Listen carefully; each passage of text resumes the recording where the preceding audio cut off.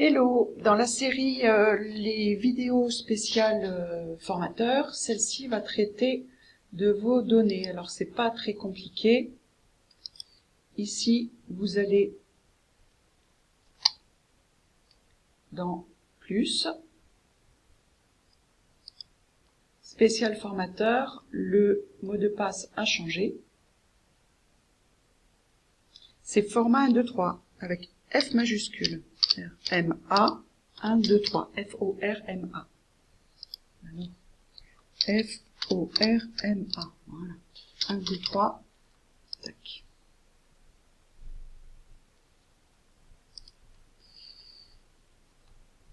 Ça, c'est une vue d'ensemble du process. Je ne vais pas vous en parler aujourd'hui, mais c'est juste pour voir tout le process, que vous mettiez toutes les choses à plat du début à la fin. Alors, vos données. Donc, c'est votre espace perso. Ici, je vais vous montrer voilà, où elles sont. Donc là, on est sur la fiche de Bruno. Mais en fait, il faut aller dans Données, dans Intervenants, où vous allez sur votre profil personnel. Donc là, vous avez les informations. Ici, évidemment, si vous changez d'adresse, de téléphone, vous le mettez. Le numéro de déclaration d'activité, évidemment, mais en général, ça ne change pas. Votre SIRET, bien sûr. Ici, les compétences. Voilà, vous pouvez ajouter des compétences si vous trouvez que je vous en ai pas mis assez. Surtout, voilà, là, ce qui m'intéresse, c'est que vous mettiez votre bio ici. Parce que la bio va se retrouver dans le programme.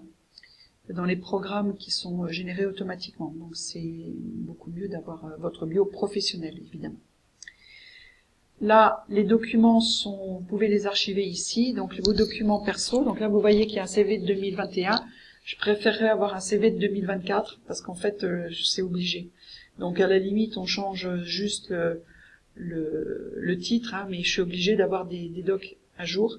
Donc dans les docs, il y a le CV, il y a l'attestation de vigilance URSSAF, il y a éventuellement si vous êtes abonné à des logiciels que vous utilisez dans vos formations, il faut nous prouver que vous avez un abonnement. C'est-à-dire que si dans les programmes on met que comme support pédagogique on a le logiciel X ou Y, il faut prouver qu'on est en mesure de l'utiliser. Donc là, il vous faut l'abonnement. L'assurance pro si vous en avez une, c'est pas obligé. Et alors là, contrat d'intervention, je vais vous en parler. Contrat 4, je vais vous en parler. Le NDA, évidemment. Contrat, entretien. Et aussi vos diplômes.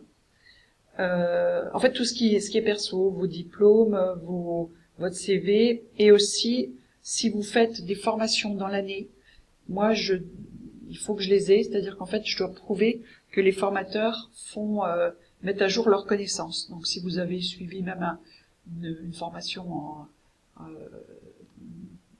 par le web, ou enfin que vous avez une capture d'écran, vous avez un certificat, quelque chose, vous le mettez ici. Voilà, donc ça, ici, donc il y a toutes vos sessions. Donc c'est quand même pas mal pour vous pour retrouver, notamment pour mettre vos contrats d'intervention et vos factures. Le suivi des emails, ça c'est toutes les envois automatiques.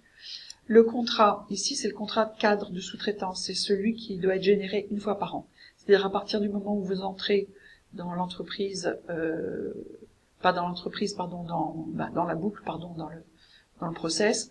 Donc vous le faites, ça peut être n'importe quand dans l'année, mais après vous le faites une fois par an, donc faites-le en début janvier par exemple.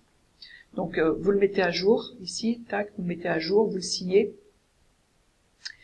et puis après vous le rangez là dans vos infos, en bas ici. Voilà.